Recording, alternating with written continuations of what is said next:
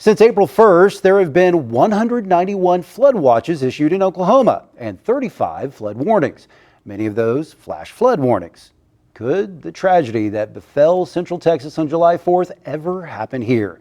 Steve Shaw has been looking into that and joins us now. Steve? Jason, emergency managers on the ground in Central Texas have said that deadly flood 2 weeks ago along the Guadalupe River was 1 in 100, even 1,000-year storm.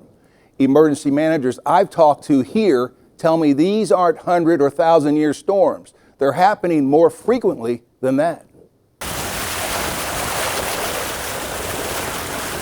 People have been coming to Turner Falls, 80 miles south of Oklahoma City and 125 miles north of Dallas, to cool off and enjoy Turner Falls' 77-foot high waterfall since the 1800s.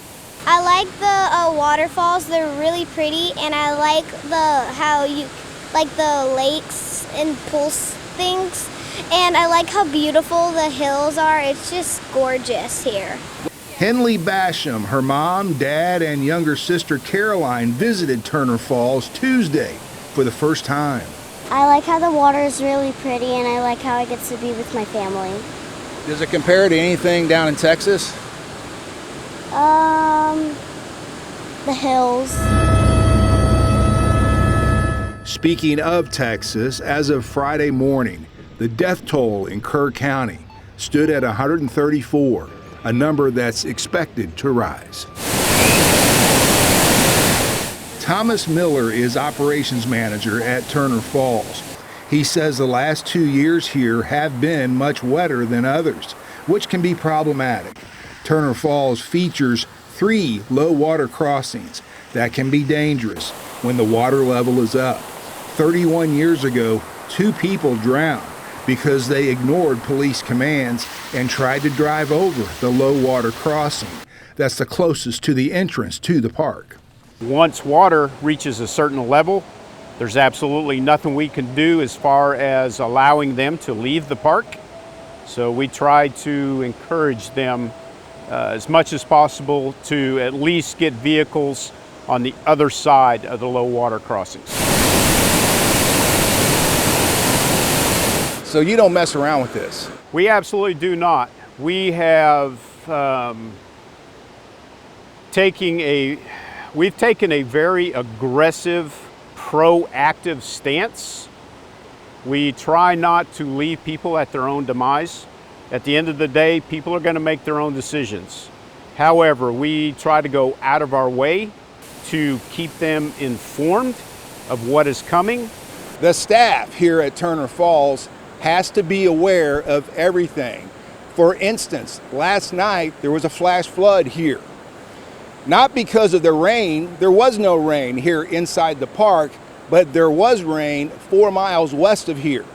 No warning for us, and the falls tripled in size.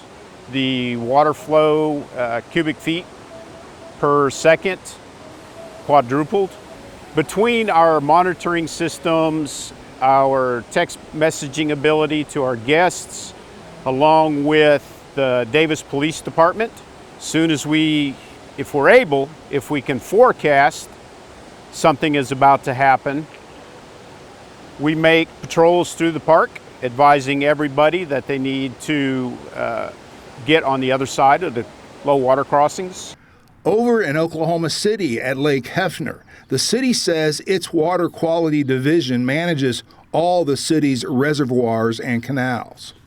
The team conducts monthly maintenance checks on all dams and performs repairs as needed. In addition to routine maintenance, dams are inspected based on standards set by the Oklahoma Water Resources Board. 50 miles to the northwest in Kingfisher County, Kingfisher Creek is always an area of concern. 18 years ago, a hurricane in the Gulf spawned a parade of rainstorms near here. You know, one of the things that people still talk about today is unloading boats on Main Street. Kingfisher County Emergency Management Director Ryan Dethridge says the flooding was so bad then, the city had to buy and tear down an entire neighborhood. He says the recent events in Central Texas took him back.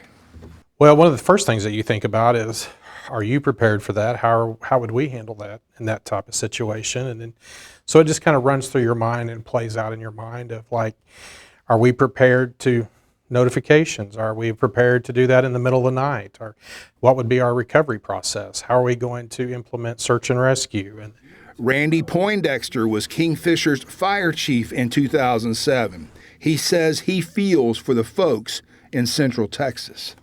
And I'm just sitting there in my mind, I'm puzzling. You can't put blame on anybody, but you can, where you have poor cell phone reception, you have no cell service, you have church camps, you've got to have some sort of a early notification system, whether it be the loudspeakers or the sirens up and down the valleys.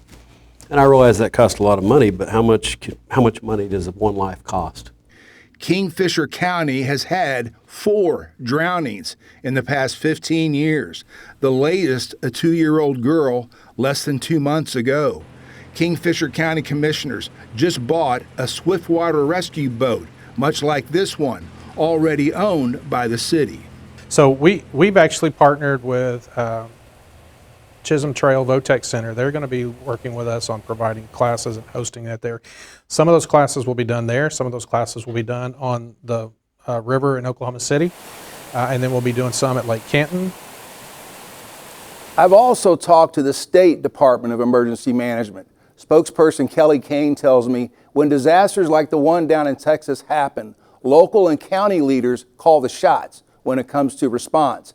The state coordinates state resources and can offer additional support.